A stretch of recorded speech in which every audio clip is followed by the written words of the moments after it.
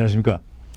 지난 시간에는 소셜 시큐리티 은퇴연금을 62세 또는 70세에 받는 것에 대하여 비교하였습니다. 오늘은 소셜 시큐리티의 다양한 혜택들을 살펴보고 특히 배우자를 중심으로 살펴보도록 하겠습니다. 소셜 시큐리티에는 리타이먼트 혜택 외에 다른 분야의 혜택들이 제공되고 있습니다. 사회보장금을 지불하며 일을 하던 나 자신 또는 나의 가족들이 장애가 되었을 때 장애인 혜택, 즉 디서빌리티 베네핏을 받을 수 있습니다. 자녀들의 경우 차일드후드 디서빌리티 베네핏이라고도 합니다. 은퇴연금처럼 40 크레딧을 요구하지는 않지만 장애가 발생했을 때에 일을 하였거나 일을 하고 있는 것을 요구하고 있습니다. 연령도 은퇴연금과는 달리 장애가 발생한 시점이며 한 달 평균 800에서 1,800불이며 최고 금액은 2020년 기준으로 월 3,011불입니다. 장애 때문에 일을 하지 못했고 또 자산도 많지 않아서 돈이 없는 경우에 사회보장국에서는 추가 사회보장금 SSI 규정으로 장애인에게 생활보조비로 매월 개인에게 2021년 기준으로 최고 954불 72전을 지불하고 있습니다. 내가 사망했을 때 나의 남은 가족들, 나의 배우자와 아이들, 부모님들이 피부양자인 경우라면 그 남아있는 가족들에게 혜택을 주는데 이것을 Survivors Benefit이라고 합니다. 배우자, 이전 배우자, 18세 이하의 자녀들, 피부양자로 50% 이상의 생활을 보조받던 부모님들이 여기에 해당이 됩니다. 그러나 이런 혜택의 총액은 사망한 사람이 받던 은퇴연금의 150에서 180% 내에서 이루어집니다. 즉 배우자의 경우 사망한 배우자가 받던 은퇴연금을 100% 다 받을 수 있는데 이러한 경우 자녀들이나 피부양 부모님들이 받을 수 있는 금액은 50에서 80%로 상대적으로 작아지게 됩니다. 많은 가정의 경우 자녀들이 성인이 되고 피부양 부모의 케이스도 많지 않고 대개는 남아있는 배우자에게 초점이 맞추어집니다. 배우자가 최대한의 혜택을 받을 수 있는 방법을 살펴보겠습니다.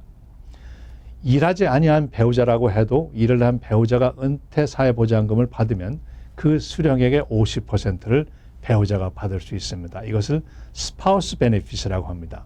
그러나 62세에 수령하게 되면 수령할 수 있는 50%에서 예를 들어 일을 한 배우자가 FRA가 돼서 1,000불을 받는데 일을 하지 않은 배우자가 FRA가 되었을 때는 스파우스 베네핏을 수령해서 500불인데 62세에 신청하면 신청인의 출생연도에 따라서 500불에서 30에서 35% 삭감된 325불에서 350불을 받게 된다는 것입니다.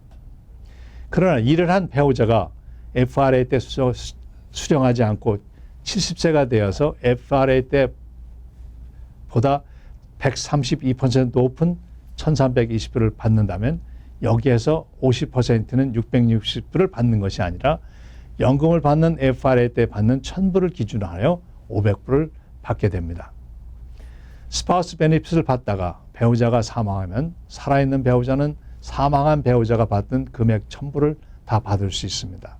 스파우스 베네핏에서 서바이버 베네핏으로 수혜 자격이 바뀌는 것을 뜻합니다. 이러한 경우 거의 자동적으로 바뀌어 처리되는데 만약 바뀌지 않았으면 사회보장국에 사망신고와 신청을 하면 간단하게 일이 처리됩니다. 그러나 부부가 계속 일을 하고 있던 상황에서 한 분이 사망하는 경우 최적의 선택은 간단하지 않고 여러 옵션들이 있다는 것을 알아두시는 것이 좋겠습니다. 설명의 편의를 위해서 64세의 남편이 먼저 사망하시고 62세의 부인이 홀로 살아가다가 사회보장연금을 혜택을 받으려고 알아보았습니다. 남편의 서바이벌 연금을 받으면 2,300불이고 본인의 62세 본인 것으로 받으면 1,700불이라고 합니다. 2년 더 기다려서 사망한 남편이 FRA가 되게 수령하게 되면 2,738불이라고 합니다. 한편 내가 FRA에 해당될 때의 금액을 보니까 2,428불이 되고 70세에 받으면 3,010불이 됩니다. 최적의 선택은 어떤 것일까요?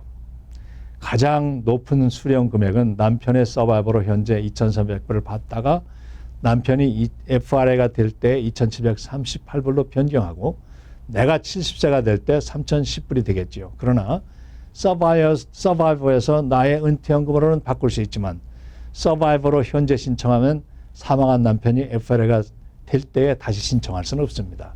그렇다면 최적의 옵션은 현재 서바이버로 2,300불을 수령하다가 내가 70세가 되어 나의 은퇴연금으로 3,010불을 받는 것일 것입니다.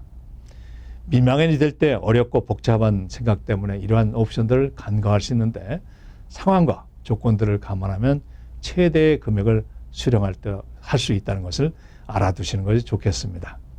다음 주에는 추가 사회 보장금 SSI, Supplemental Security Income에 대하여 살펴보도록 하겠습니다. 안녕히 계십시오.